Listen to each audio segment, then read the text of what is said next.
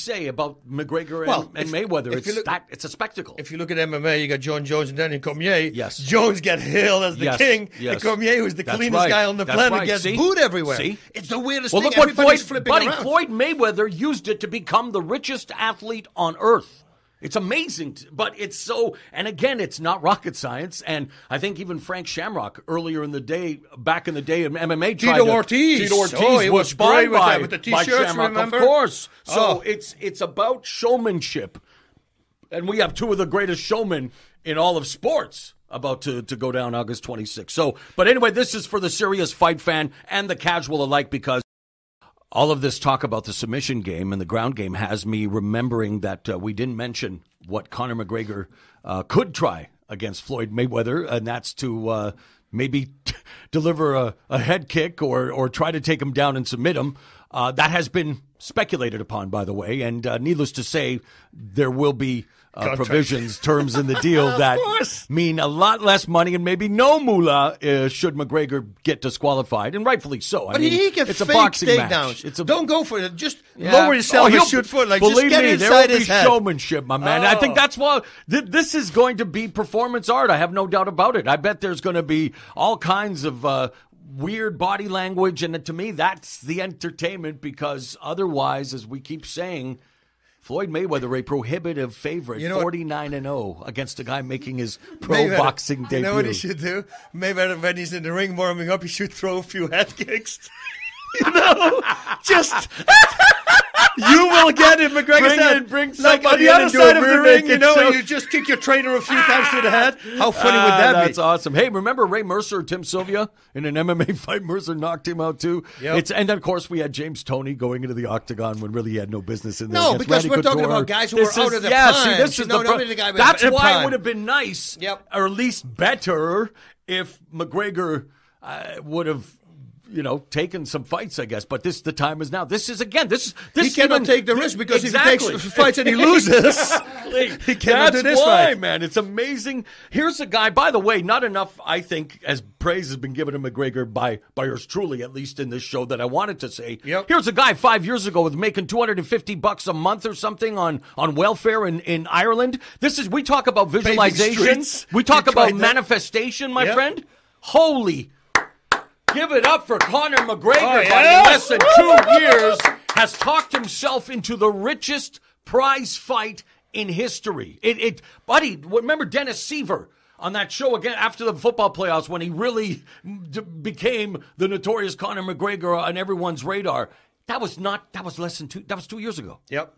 It's incredible. Insane. Yep. But now also, and obviously this dominates our conversation as it should, the fact that they say he's going to defend the lightweight title again this year in the UFC, I don't buy it for a second. I don't know if we'll ever hear from Conor McGregor after cashing out the richest and most punishing, most painful lottery ever. That guy won the lottery. He won the lottery, but they say that if you get knocked out, you don't feel it. So it's not going to be so. If it's a body shot, but so you think he will go back to MMA? I don't think so. I think it's a big chance that the UFC is taking him right now. Why would he go back? Why would you go back? But you know what? He's a competitor. He's a fighter. He's a competitor. He wants to. But then there are people say, how come then he hasn't defended the title in the UFC? Because he was too busy with it. No, and that's not a guy thing. Shows that he's a good family man. He didn't want his wife to go all through the stress. She was pregnant. All right.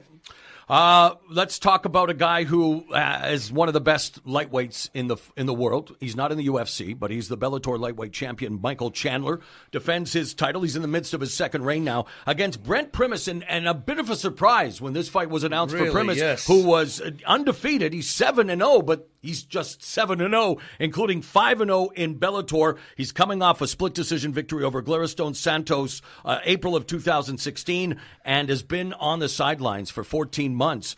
He's 31. Against a guy like Chandler, this is a huge test for Primus. But in Madison Square Garden, bright lights, an opportunity for him to put his name on the map. Yeah, Chandler, though, man, he's one of my favorite guys to watch. I mean, the guys are saying, and you said, yes, he's great. He's 7-0, but he didn't fight the caliber of fighters that Chandler fought. Who, by the way, has 7 knockouts, has 6 submissions, and only 3 decisions. That means he can take this fight anywhere he goes. And if you look at the record from Primus, this guy is good on the ground. So Chandler's going to keep it on the feet. For Primus to take him down, it's going to be very hard. He's an unbelievable wrestler. So it's going to be hard for Primus. He has a big task in front of him. If he can pull this off, that would be a complete shocker. But I don't know, man. I see Chandler winning this. I see Chandler. I mean, after what he did with Benson Henderson and all his opponents, and the opponents there 3 before that, he all finished. I mean, he finishes guys at the highest level. He's just an animal. He has won 4 straight, has Chandler, and coming off that victory over the aforementioned former UFC champion Benson Henderson last November. Chandler holds the belt, as we mentioned, for a second time. He won it back in June of last year via knockout over Patricky Freire, 30 years of age, and Bellator's poster boy. I mean, the battles with Eddie Alvarez. And he admitted wasn't at his best against Will Brooks, but now working on building a house in Nashville, Tennessee, moving his family from the West Coast back to that part of the world. A guy who has also said, though, he wants to keep fighting the best. And so now Bellator, I'm sure, will be continuing its search for top-flight lightweight contenders, one of the hottest divisions, as we know, in the UFC, and we'll see if they can pluck a few more from the UFC in the future. But a guy that Bellator did pluck away from the UFC, Lorenz Larkin, who was, of course, a fighter I knew very well, calling his fights in Strikeforce. He's making his Bellator debut, getting a immediate title shot against Douglas Lima, who Lorenz Larkin, dude, won 2 in a row in the UFC and then signed a free agent contract with Bellator. And so, do you agree that he should get a title shot right away? Yeah, I'm okay with it. I like Larkin a lot. I think he's one of the very best strikers we have in MMA. Super explosive, tying everything together really well, punches, kicking, 18 wins, 11 knockouts. That says it all. But Lima, he's good everywhere. I love it when I see records like this. It's like Carlos Condit or Musashi, almost equal wins by knockout, like 29 wins, 13 knockouts, 11 submissions. So why would he strike with him? Why not see if he can take him to the ground? So here I go again. Lima shouldn't take a risk on his feet because he knows he's better on the ground, although Larkin has never been submitted in his life. Larkin will use his great footwork. He will be in and out. He won't make long combinations because that sets him up of the possibility of being taken down. Lima should strike with him only in the beginning, and then suddenly out of the blue, maybe in round 2. So no takedowns in round number 1. Get inside his head. Maybe let him think that he's not going for a takedown out of the blue. Try to take him down. I see that's where he has the best chance. This is MMA, man. Many ways to win, many ways to lose. So, yes, he can still win on his feet as well. But, Larkin, I like him a lot, man. He's a very explosive he's a guy. Dynamic striker, Unreal. Man. Real creative. But Lima, like you say, a battle-tested champion who more than a year after he lost his title against Andrei Koreshkov last November at Bellator 164, Lima knocked out Koreshkov to avenge that defeat. So Lima looking to defend the title against Lorenz Larkin. And wait. There's more. Yes, there is, because those title fights and the fights that we talked about are all going to be on pay-per-view. Bellator NYC.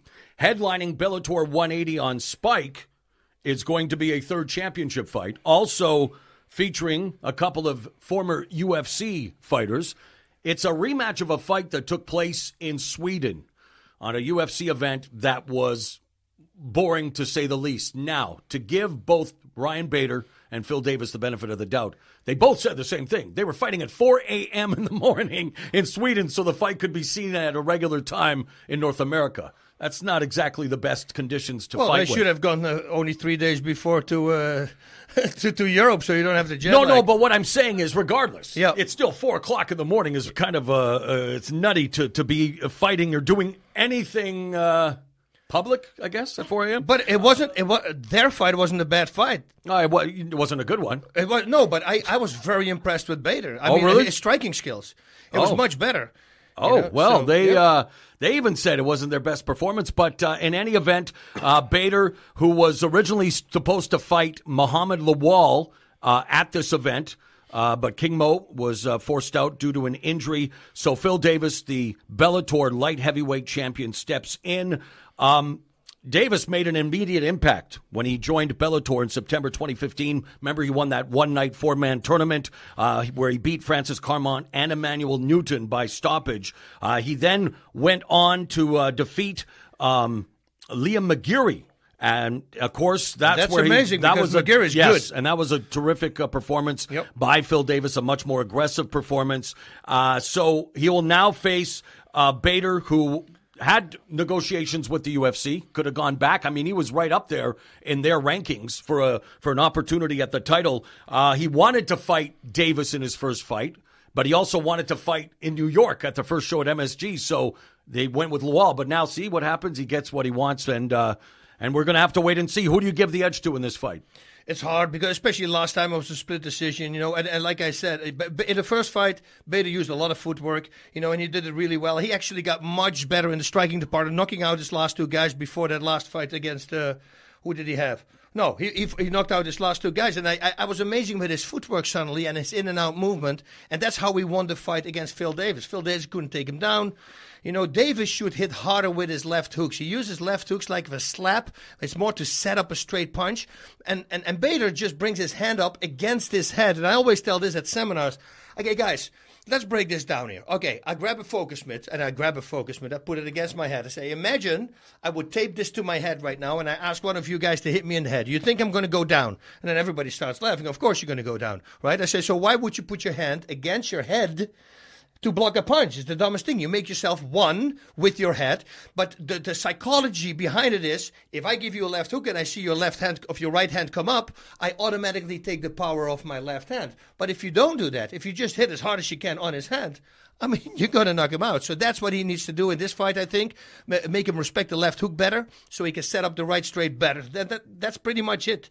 Using footwork again for Bader, and just moving to the side, which actually will be better now than it was last time because he still worked with that coach, Chas Turner. He did a really good job. That's the guy who changed his striking.